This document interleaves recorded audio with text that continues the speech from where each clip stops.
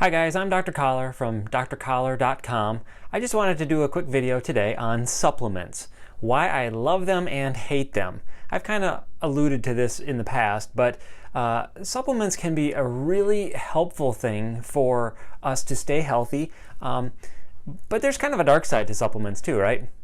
Some of us have a lot of skepticism. We hear things like, well, they're not regulated. Everybody's trying to sell you a new product, so what do you take? There's a million different options, and every magazine cover and so forth says that you should be taking this. So I definitely don't subscribe to, take everything that's advertised, even if it says it's going to make you live for another, 60 years. The question about regulation, I think, is a little bit exaggerated, perhaps. People are not dying from supplements because there's a lot of internal regulation going on. Yes, the FDA does not look at every single product and give its stamp of approval, but at least the good companies, and that's what I want to talk to you about today. The good companies who have reputations, who have validity testing and reliabilities, and they've got a laboratory, and they're doing the testing so that they can deliver a quality product to their patients.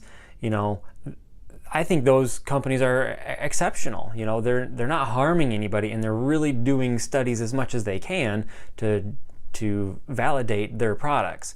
I had a friend ask me recently just about my opinion on supplements, and why are we not using supplements to treat illnesses when we have evidence. There is evidence out there that if you use various things, you can reduce the need for other medications, say like in the case of heart disease or diabetes or cholesterol. There's a lot of different options out there in the nutraceutical supplement world that get great results. So why aren't we using them? Well, the short answer is that it takes a lot of money and time and human resources to do the double-blind, placebo-controlled studies that the journals want in order to send it out, and to publish it as evidence, evidence-based medicine, peer-reviewed journal articles, and all that sort of thing. So it takes a lot of resources. And if you don't have a huge return or the possibility of a huge return on your investment, who's going to pay for a study like that? So, pharmaceutical companies invest tons and tons of money to create products that will accomplish a certain goal, right? But then, at least for a period of time while it's under patent, they have that potential to recoup their costs. And that's why, you get really expensive brand name medicines to recoup the costs. So you just don't get that with vitamin D, vitamin C, fish oil, things like that. I mean, there is some profit to be made, perhaps, but it's not anything like what the pharmaceutical industry can do. So you just don't get backers to kind of finance those kinds of studies. So we end up kind of leaning more on small studies, anecdotal things, meta-analyses, things that don't carry quite as much weight. So the question isn't necessarily about, these supplements not being regulated and so they might be dangerous. I think that in some cases, if you buy stuff online and you don't know where it's coming from, everybody and their brother can sell stuff on Amazon. You have to do some due diligence to make sure that you're getting safe products. But by and large, I don't think the nutraceutical industry or the supplement industry is just going crazy and harming people left and right. It's kind of not happening. So it's a little bit exaggerated. So that's kind of one of the arguments against using supplements. And again, there is lots of data, again, not quite the same level that we like to see with our our chemotherapy agents and all those sorts of things. But there is good quality evidence that supplements do work. I mean, we already know that eating a healthy diet affects your genetic expression. There was once a really interesting study that I read about two different cells. One had cancer and one was healthy. and they took them and kind of put them in the opposite environment. So the healthy cell got put in the sick environment, like the toxic kind of environment, and the cancer cell got put into the healthy environment. And the ways that proteins were expressed dramatically changed. So this has implications for us that if we give our cells the healthy things, the genetic expression changes. So that affects, that has implications for your diet if you eat healthy foods. It also has to do with antioxidants and bioflavonoids and certain minerals and amino acids and all those sorts of things. So there is a role for supplements, I think. I mean, the foundation of good health is going to be the basics, right? Getting good sleep, drinking a lot of water, eating a clean, healthy diet. There's a strong argument to be made that in our current agricultural situation, that a lot of the foods that we eat have, they've traveled so many thousands and thousands of miles before they've come to us. They don't have the chance to ripen. They're not fresh. They've got stuff sprayed on them so that the color looks more appealing. We have a lot of food options available to us, which is awesome. So thankful for that. But the quality of the nutrition is dropping because of how we process and handle our foods. So that's kind of the intro here. Okay, so what do I recommend for my patients? If you check out my book, there's the book link, What Every Patient Should Know. I have a small section on this. What are the key supplements that I think probably everybody should be taking? And there's really just maybe 3, maybe 4. Maybe that everybody should take. They're the ones that I take. So number 1 is just a good multivitamin. We're going to substitute multivitamin. That's got a fairly broad spectrum of vitamins, minerals, maybe some amino acids, maybe some enzymes, digestive enzymes, things like that. I take this one called Ultra Preventive 3. It's very broad spectrum. It's, really covers all of your bases quite well. I sell this through my Fullscript profile, and there's a link. I'll put a link down there somewhere to go to the Fullscript page, and you can create an account. And in the favorites categories, it says like number 1 adult basics, and I'm gonna put those supplements that I use there. Now, the reason I'm not just trying to sell supplements, okay? I'm telling you guys what I do for myself, and because I know the companies that I use are reputable, they do fantastic work, and they get results, I don't have any question about the safety or the efficacy. Also, the concentrations are so much higher in the things that we use in the pharmaceutical grade products like this.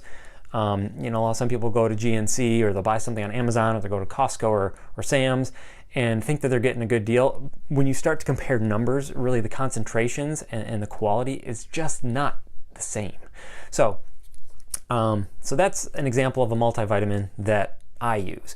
And here's the tablet. There's a tablet version, there's a capsule version, there's some powders and other options that are in the Fullscript warehouse, but I just kind of put the basics in that number 1 adult basics. So that's the multivitamin.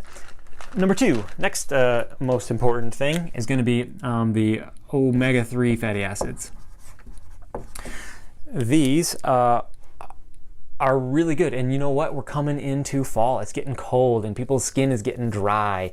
So one of the really good things about omega-3 fatty acids is that they help skin, they help eczema, psoriasis. There's evidence that they help with attention deficit disorders. They help with some mood issues. It's an anti-inflammatory fat. It's big for helping reduce cholesterol or triglycerides in particular. So if you've got heart disease, so there's so many good reasons to take omega-3 fatty acids that's one of the basics. So I use this one called Ortho Mega. And this one even just says on the bottle here, this is professional strength, not for sale through Amazon.com. So you can't even get this just online. it's just highly concentrated. And I know that comparing that to, say, Costco fish oil, you got to take 6 fish oils from Costco to compare to one of these, or something like that. It's just much more concentrated. So that's also in that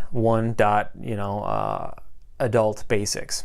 And these aren't gigantic capsules, kind of the standard little fish oil capsule. Doesn't bother me at all. And I've never noticed the fish burp thing that people sometimes complain about. So I think those go down just fine. Number 3, and I don't have an example of this one, but because I need to buy some more, vitamin D3. Okay, even more so heading into the fall, winter months where we don't have sunlight, so we're not making it in our skin. D3 is super important for, again, skin conditions like eczema, psoriasis.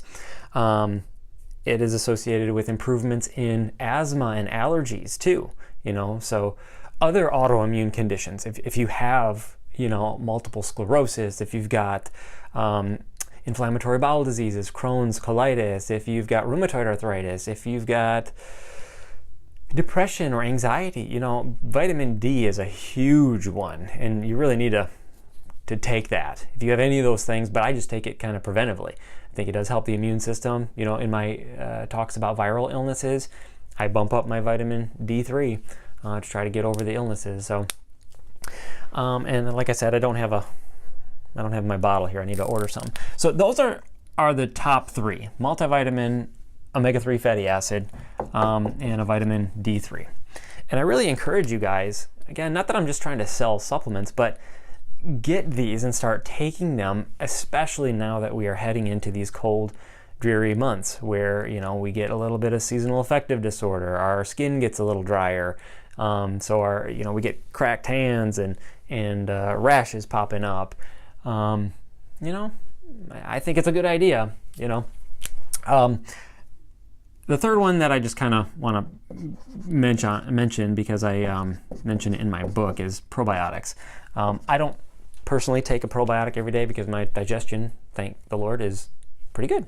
But for people who have irritable bowel syndrome, indigestion issues, food sensitivities or intolerances, probiotics can be a really important thing for you. So I don't have that necessarily in my adults basics category, but if you look in the probiotics category, you would see a whole bunch of different ones there.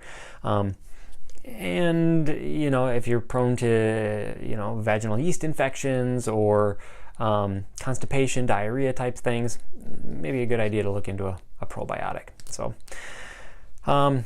anyway, I hope that's helpful for you. The links will be there on the website, and if you have any questions, always feel free to reach out to me. You can find me at drkoller.com or the Facebook page.